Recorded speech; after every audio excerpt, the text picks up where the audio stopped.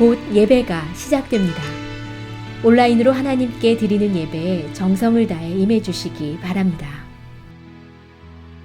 온 가족이 함께 모여 거룩하게 예배를 드립니다. 부모가 아이들의 훌륭한 영적 교사 역할을 하시길 바랍니다. 단정한 복장으로 예배를 드립니다. 성경책을 지참합니다. 예배 10분 전부터 예배 준비를 완료하고 기도합니다. 올바른 자세로 모든 순서에 정성을 다해 참여합니다. 핸드폰보다는 TV나 컴퓨터 모니터로 예배를 드립니다. 예배에 집중하여 하나님의 은혜를 기대합니다. 헌금은 정성껏 준비해서 우편으로 보내시거나 직접 교회 사무실 헌금함에 봉헌합니다.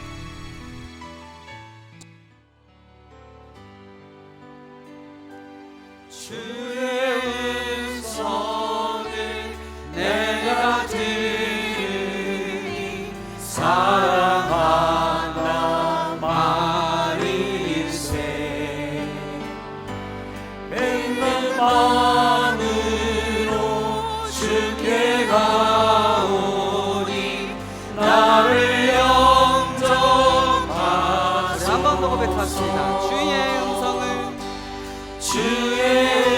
음성을 내가 들으니 사랑한단 말일세. 믿는 마음으로 주께 가오니 나를 영접하소서.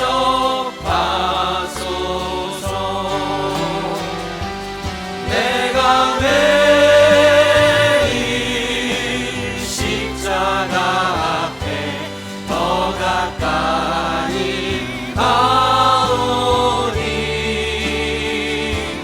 구세주의 흘린 봄의 피로써 나를 정케 하소서.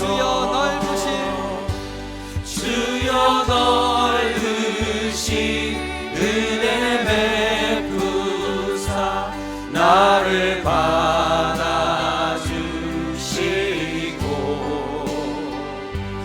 나의 품은 뜻 주의 뜻같이 되게 하여 주소서. 내가 매일 십자가 앞에 내가 매일 십자가 앞에 더 가까이 가오니 구세주의 흘린 봄의 피로써 나를 정케 우리 4절로 함께 찬양합시다. 우리 구주의 넓은 사랑을 측량할 자 없으며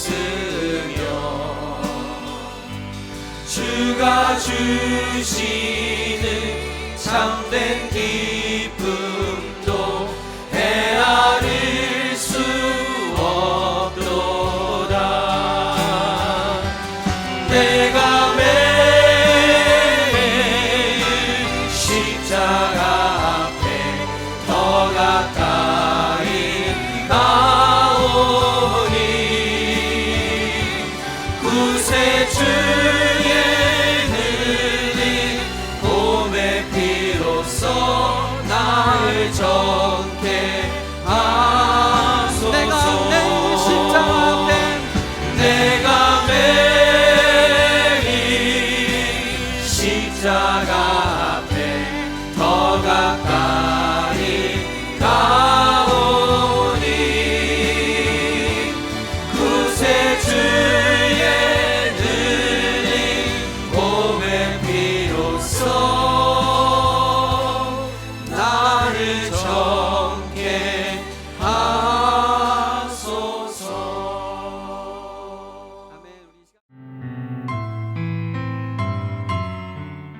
성실하시고 인자하신 하나님 아버지, 이 아침에 주의 인자하심을 높이 찬양하오니 주는 나의 요새시며 나의 환난 날의 피난처이심이라. 오늘도 변함없이 성실하신 하나님, 귀한 하루가 시작되었습니다. 저희의 생명을 또 연장하여 주신 주님 참으로 감사드립니다. 저희의 예배가 주님께 온전히 드려지는 예배가 되어서 신령과 진정으로 드려지게 하시고 시간마다 성령 충만한 그런 축복과 은혜의 장이 되어지게 하소서. 사육자들의 영육간 건강과 그들의 가정을 늘 보살펴 주시고 양떼들을 인도하는 데 지치지 않고 부족함 없도록 늘 도와주시옵소서. 11월에 있을 세계 선교대회가 주님의 은혜 가운데 차질 없이 진행되도록 주님 모든 상황 가운데 일하여 주시옵소서. 코로나 사태가 시작된 지가 벌써 1년이 넘었지만 여전히 세계는 코로나로 인해 몸살을 앓고 있습니다. 하루속히 이 사태가 진정되고 더 이상 많은 생명들이 희생되지 않도록 기도합니다. 주님, 탐욕과 이기심에 가득 차 있는 저희를 불쌍히 여기시고 이번 사태를 계기로 주님께서 이 말세에 저희에게 주시는 메시지를 잘 이해하고 주님의 뜻에 순종하며 때를 아끼며 늘 깨어서 기도하고 나누며 이웃을 사랑하며 살도록 주님 저희를 인도해 주시옵소서. 하루빨리 코비드 사태가 완전히 종식되게 하시고 멈춰있던 교제와 나눔 그리고 하나님에 대한 찬양과 예배가 진정으로 편안하고 아름답게 드려지는 날들이 속히 오게 하시옵소서. 주님, 아직도 저희는 쉽지 않은 한 해를 보내고 있습니다. 팬데믹으로 인해 서로 더 많이 교제하지 못하고 편히 예배하지 못해 집에서 어느 때보다 고통받고 있을 한우들을 위해 기도합니다. 사랑의 하나님, 치료의 손길을 베풀어 주시옵소서. 머리부터 발끝까지 생수의 강이 흘러 모든 병증들이 다 깨끗하게 사라지게 하시옵소서. 오늘 하루 주님께서 주시는 지혜와 믿음으로 넉넉히 모든 것을 이겨내게 하시고 각자의 맡은 바를 충실하게 행할 때 주님께서 저희의 마음과 생각을 지키셔서 가장 겸손하고 지혜로운 길로 나아가게 하여 주실 줄을 믿습니다. 오늘 하루 동안 만나게 될 모든 이들에게 예수님의 향기가 은은하게 전달될 수 있게 하시고 오늘 행할 크고 작은 모든 행사 가운데 하나님의 인도하심이 있기를 또한 기도합니다. 예수님의 귀한 이름으로 기도했습니다. 아멘.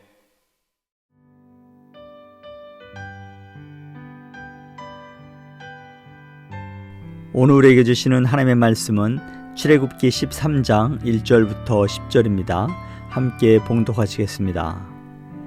여호와께서 모세에게 일러 이르시되 이스라엘 자손 중에서 사람이나 짐승을 막론하고 태에서 처음 난 모든 것은 다 거룩히 구별하여 내게 돌리라. 이는 내 것이니라 하시니라.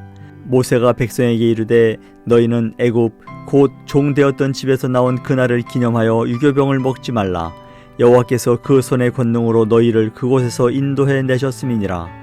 아비벌 이날에 너희가 나왔으니 여호와께서 너를 인도하여 가나안 사람과 헷 사람과 아모리 사람과 히위 사람과 여부스 사람의 땅 곧 내게 주시려고 내 조상들에게 맹세하신 바 젖과 꿀이 흐르는 땅에 이르게 하시거든 너는 이 달에 이 예식을 지켜 이래 동안 무교병을 먹고 일곱째 날에는 여호와께 절기를 지키라.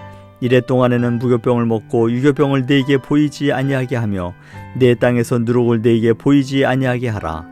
너는 그날에 내 아들에게 보여 이르기를 이 예식은 내가 애굽에서 나올 때에 여호와께서 나를 위하여 행하신 일로 말미암음이라 하고 이것으로 내 손의 기호와 내 미간의 표를 삼고 여호와의 율법이 내 입에 있게 하라.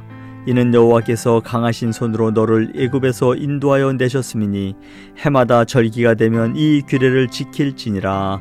아멘. 오늘 우리가 함께 나눌 은혜의 말씀은 출애굽기 13장 1절부터 10절의 말씀입니다.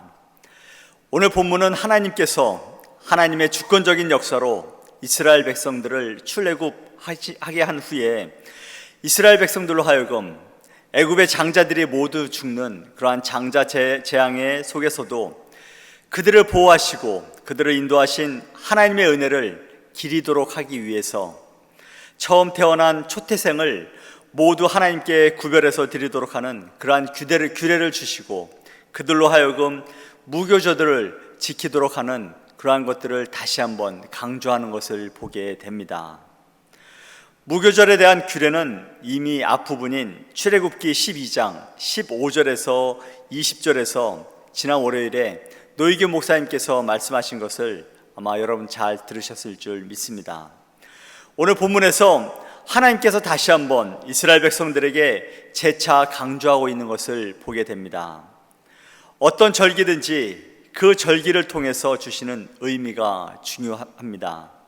하나님께서 이스라엘 백성들을 택하시고 그리고 출애굽시키신 것이 이스라엘이 잘나서가 아니라 오직 하나님의 은혜로 된 것임을 그들로 하여금 잊지 않고 그리고 자손 대대로 기억하고 기념하기에 하기 위함인 줄 우리들은 믿습니다.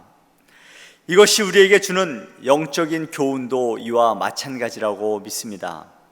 우리를 죄에서 구원하시고 우리의 삶을 인도하시는 것이 우리가 하나님을 선택하고 그리고 우리가 열심히 살려고 하는 의지 때문이 아니라는 것을 우리는 너무나도 잘 알고 있습니다.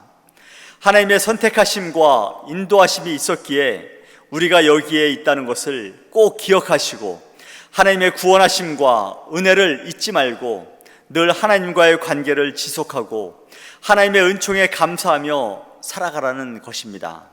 그렇게 살아갈 때 우리의 삶이 늘 풍성하고 복된 인생이 될 줄로 믿습니다. 세상은 우리가 행복하게 살기 위해 태어났고 행복하게 사는 것이 가장 복되다고 얘기합니다. 물론 행복하게 살아가는 것도 중요하지만 성경은 그렇지 않다고 말씀합니다. 이사야 43장 21절에 이렇게 말씀합니다. 이 백성은 내가 나를 위하여 지었나니 나를 찬송하게 하려 함이니라 라고 말씀하고 있습니다. 그리고 고린도전서 10장 31절에서 이렇게 말씀합니다. 그런즉 너희는 먹든지 마시든지 무엇을 하든지 다 하나님의 영광을 위하여 하라 라고 말씀하고 있습니다. 그렇습니다. 우리는 하나님을 영화롭게 하기 위해 창조되었습니다. 하나님께 영광을 돌리며 살아갈 때 가장 행복하고 복된 인생으로 살아가게 될 줄로 믿습니다. 오늘 본문 2절에서 하나님은 처음 태어난 모든 것들을 하나님께 돌리라고 말씀을 하고 있습니다. 2절 말씀을 한번 보시겠습니다. 이스라엘 자손 중에서 사람이나 짐승을 막론하고 태에서 처음 난 모든 것은 다 거룩히 구별하여 내게 돌리라. 이는 내 것이니라 하시니라 라고 말씀하고 있습니다. 왜 하나님은 처음 태어난 초태생들을 하나님께 돌리라고 말씀하고 계실까요? 하나님께서 이스라엘 백성들에게 초태생에 대한 소유권을 주장하시는 근거는 애굽의 모든 장자뿐만이 아니라 처음 태어난 가축들까지 모두 죽이실 때에 이스라엘의 장자와 초태생은 죽이지 않고 살려두신 데에 그 근거가 있다고 볼 수 있습니다. 그렇기 때문에 하나님의 은혜로 살아남은 것들은 하나님의 소유라는 것이죠. 이것은 다르게 표현하면 이스라엘 전체에 대한 소유권이 하나님께 있다는 것을 볼 수 있습니다. 왜냐하면 모든 초태생들, 곧 장자들은 그 가족 전체를 대표하고 있기 때문입니다. 어떻게 보면 하나님께서 이스라엘 백성들에게 장자뿐만이 아니라 온 이스라엘 전체를 하나님께 드려야 한다고 해도 이것을 거부할 권리는 없다는 것입니다.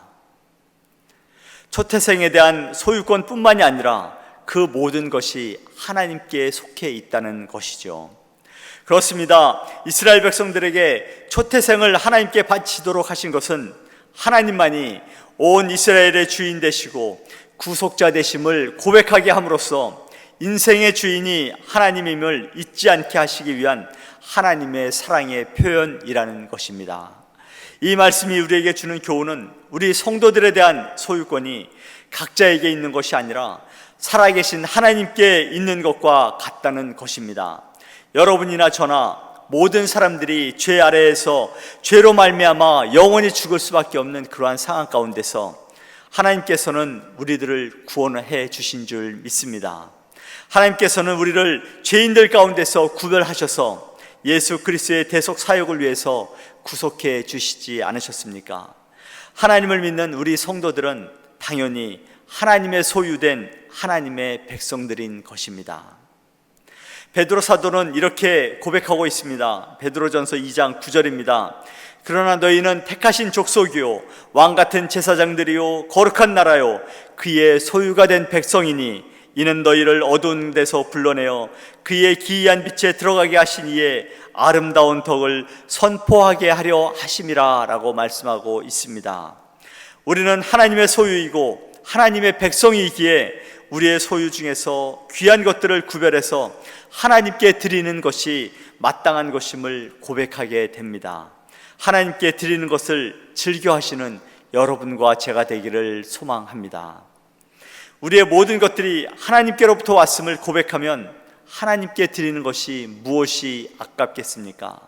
하나님께 드리시는 것이 부담스럽고 어쩔 수가 없어서 드린다는 것은 우리에게 있는 모든 것들이 하나님께로부터 왔다는 확신이 부족하다는 것을 말해주고 있지는 않습니까? 애들이 어렸을 때 저희 아이들에게 아이스크림을 사주면서 아빠 한 입만 줄래 하면 멈칫 하다가 기꺼이 내어줄 때가 있습니다. 왜 이겠습니까? 아빠가 또 사줄 거라는 믿음이 있기 때문입니다. 사랑하는 성도 여러분, 우리에게 있는 모든 것들이 하나님께로부터 왔음을 인정하며 살아간다는 것은 우리에게 주신 모든 것들을 하나님께 아낌없이 드릴 수 있다는 것을 의미하지 않습니까? 우리에게 있는 모든 것이 하나님의 것임을 인정하면 우리의 삶과 나눔 또한 더 풍성하고 더 넉넉해지리라 믿습니다. 본문 5절에서 주시는 교훈이 있습니다. 5절을 보면 이렇습니다. 여호와께서 너를 인도하여 가나안 사람과 헷 사람과 아모리 사람과 히위 사람과 여부스 사람의 땅 곧 내게 주시려고 내 조상들에게서 맹세하신 바 젖과 꿀이 흐르는 땅에 이르게 하시거든 너는 이 달에 이 예식을 가져라고 말씀하고 있습니다. 모세는 가나안 땅을 그저 가나안이라고 부르지 않고 가나안 사람과 헷 사람과 아모리 사람과 히위 사람과 여부스 사람의 땅이라고 얘기하고 있습니다. 그 근거는 바로 창세기 15장 18절에서 12절에 나오는데요. 이렇습니다. 그날에 여호와께서 아브라함과 더불어 언약을 세워 이르시되 내가 이 땅을 애굽강에서부터 그 큰 강 유브라데까지 내 자손에게 주노니 곧 겐 족속과 그니스 족속과 간못 족속과 헷 족속과 브리스 족속과 르바 족속과 아모리 족속과 가나안 족속과 기르가스 족속과 여부스 족속의 땅이니라 하셨더라 라고 말씀하고 있습니다. 그렇습니다. 이미 가나안 땅은 하나님께서 아브라함에게 430년 전에 약속한 땅이었습니다.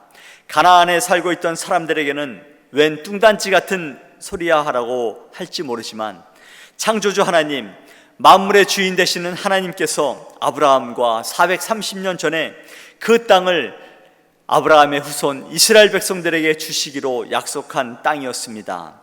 그 땅에 대한 약속을 이루시기 위해 이스라엘 백성들에게 자세하게 설명을 붙여서 알려주시고 계신 것입니다. 가나안 땅에 들어가서 쫓아내야 할 대상이 누구인지, 그리고 그 땅이 왜 이스라엘 자손의 땅이 되어야 하는지를 말씀하고 계시는 것입니다. 그런 이유로 인해서 이스라엘 백성들은 어느 누구도 우리가 어디로 가야 하는지, 그리고 왜 가나안 땅으로 들어가야 하는지를 묻지 않습니다. 거기에는 하나님의 인도하심에 대한 믿음이 작용했기 때문인 것이죠. 하나님의 약속하신 땅을 이렇게 묘사하고 있습니다. 젖과 꿀이 흐르는 땅, 젖과 꿀이 흐르는 땅이라고 말씀하고 있습니다. 그렇습니다. 분명히 소망과 꿈을 갖고 가기에 부족함이 없는 땅이었습니다. 하나님이 약속하신 젖과 꿀이 흐르는 땅인 것이죠. 사랑하는 성도 여러분, 우리는 세계에서 가장 좋다고 하는 하와이에 살고 있습니다. 어떤 꿈을 갖고 살아가고 있습니까? 어떤 아메리카 드림을 꿈꾸며 미국에 오셨습니까? 아니면 오래 살다 보니까 꿈은 잊혀지고 그냥 세월만 지나갔습니까? 저는 출애굽기를 볼 때면 대조되게 생각나는 사람이 늘 있습니다. 바로 요셉입니다. 창세기가 전체 50장 아닙니까? 그런데 창세기에 나오는 많은 사람들 중에서 가장 많은 분량을 할애해서 기록한 것을 보게 됩니다. 그러면서 특이한 것은 창세기 이후로 요셉은 그리 중요하게 거론되지 않는 것은 참 아이러니한 부분이기도 합니다. 요셉이 꿈을 꾼 후에 형들에 의해 애굽으로 팔려가면서 고난이 시작이 됩니다. 보디발의 집으로 팔려가고 다시 감옥으로 끌려갑니다. 결국에는 하나님의 은혜로 애굽의 총리가 되는데요. 우리는 드라마틱한 성경을 읽지만 요셉은 17살의 나이에 구덩이에 빠지면서 무려 13년이라는 세월을 고난과 시련의 시간을 보내게 되는 것을 보게 됩니다. 그런데 그 고난과 시련의 시간 가운데서 요셉의 원망과 불평은 우리는 성경에서 찾아볼 수가 없습니다. 형들을 원망했을 수도 있고 하나님을 향해 원망의 기도를 했을 수도 있었을 텐데 그 어디에서도 요셉의 불평과 원망을 찾아볼 수 없다는 것입니다. 젖과 꿀이 흐르는 땅으로 인도되어 가는 이스라엘 백성들의 끊임없는 불평과 불만의 소리는 요셉의 삶과 대조적으로 다가오게 됩니다. 우리의 삶을 한번 돌아보는 기회가 되기를 바랍니다. 여기까지 지금까지 살아오면서 우리의 모습은 어떠했습니까? 하나님은 젖과 꿀이 흐르는 땅으로 우리를 인도하시기 위해 구름 기둥으로 불기둥으로 인도하시고 만나와 메추라기를 통해서 우리를 먹이시고 필요를 공급해 주시는 그러한 하나님 아니었습니까? 우리의 삶은 감사와 불평 중에 어떤 것이 더 많이 있었습니까? 불평과 불만이 습관처럼 반복되는 이스라엘 백성들에게 교훈을 얻고 예상치 못한 고난 가운데서도 하나님의 인도하심을 감사하며 살아가는 요셉을 기억하며 하나님께 감사하며 또 늘 감사가 풍성하게 넘치는 그러한 삶을 살아가는 여러분과 제가 되기를 간절히 소망합니다. 5절 마지막 부분부터 7절에서 무교절의 예식을 어떻게 지켜야 하는지를 말씀하시면서 그 절기를 지킬 것을 명령하시는 것을 보게 됩니다. 무교절에 먹는 것이 있지 않습니까? 무교병, 누룩이 없는 빵이지 않습니까?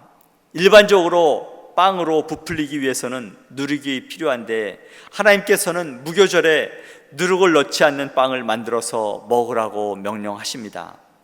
누룩을 철저하게 제거하신 데에는 여러 가지 영적인 의미가 있는데요. 그것 중에 하나는 신약 성경에서 말씀하신 것들을 통해서 알 수 있습니다.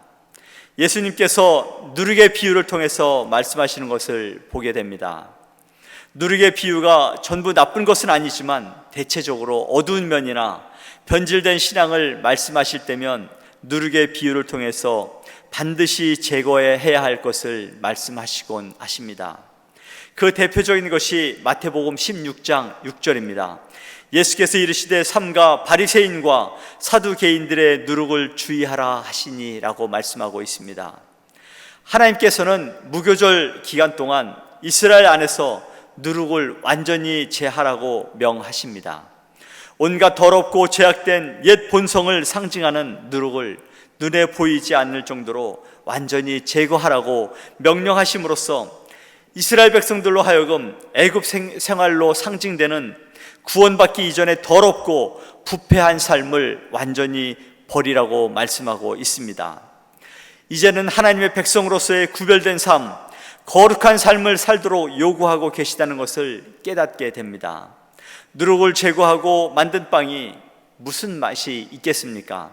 딱딱하기만 하고 맛도 없는 그런 빵을 먹으면서 애굽에서의 종살이하며 살았던 그때를 기억하면서 하나님 안에서 거룩한 삶을 살아가는 것이 얼마나 값지고 복된 삶인가를 깨달아 알아가라는 말씀인 것입니다. 사랑하는 성도 여러분, 우리 안에 있는 우리를 넘어뜨리려고 하는 누룩과 같은 것들이 있다면 온전히 제거하고 오직 하나님의 능력과 은혜로 충만한 삶을 살아가는 우리가 되기를 간절히 소망합니다.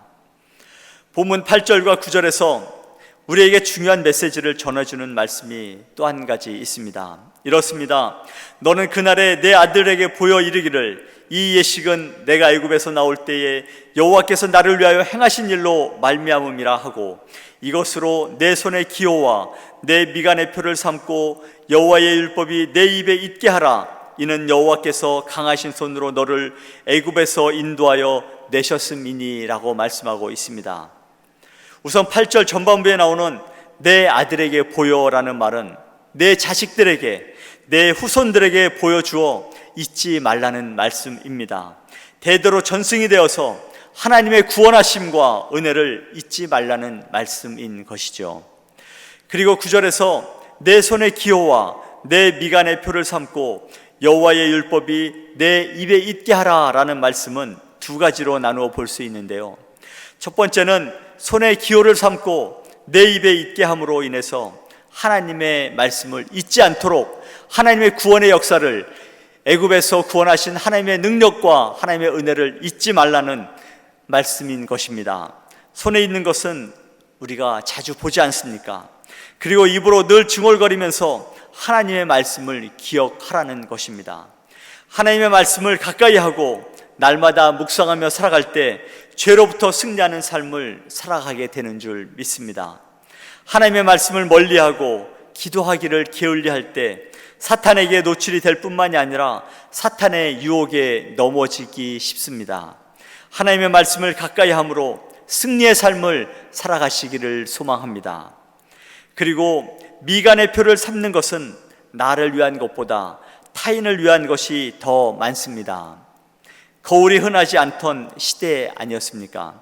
내 미간의 표를 함으로 지나다니는 사람마다 그것을 보고서 다시 한번 하나님의 인도하심과 은혜를 기억하게 하라는 것입니다. 자기뿐만이 아니라 이웃들과 더불어 온 이스라엘 공동체가 하나님 안에서 죄악을 멀리하고 애굽에서 구원하신 하나님의 은혜를 잊지 말고 하나님의 은혜 가운데 살아가게 하시는 하나님의 세심한 그러한 돌보심인 줄 믿습니다. 이제 말씀을 정리하려고 합니다. 하나님은 이스라엘 백성들로 하여금 하나님의 구원하심과 하나님의 은혜와 사랑을 잊어버리고 살아가는 것에 대해서 미리 대비책으로 여러 가지 대안들을 주셨습니다. 유월절을 비롯해서 무교절을 지키라고 말씀하십니다. 그리고 내 손의 기호와 내 미간의 표를 삼고 여호와의 율법이 내 입에서 있게 하라고 말씀하고 있습니다. 21세기 첨단 문명과 과학 시대를 살아가는 우리에게 동일하게 말씀하고 있는 줄 믿습니다. 바쁘고 힘들고 복잡한 세상 생활 속에서 하나님의 구원하심과 하나님의 인도하심과 하나님의 은혜의 말씀을 늘 잊지 않고 살아가기 위해서 여러분들은 어떻게 하고 있습니까? 거룩한 습관은 영적인 성장을 가져옵니다.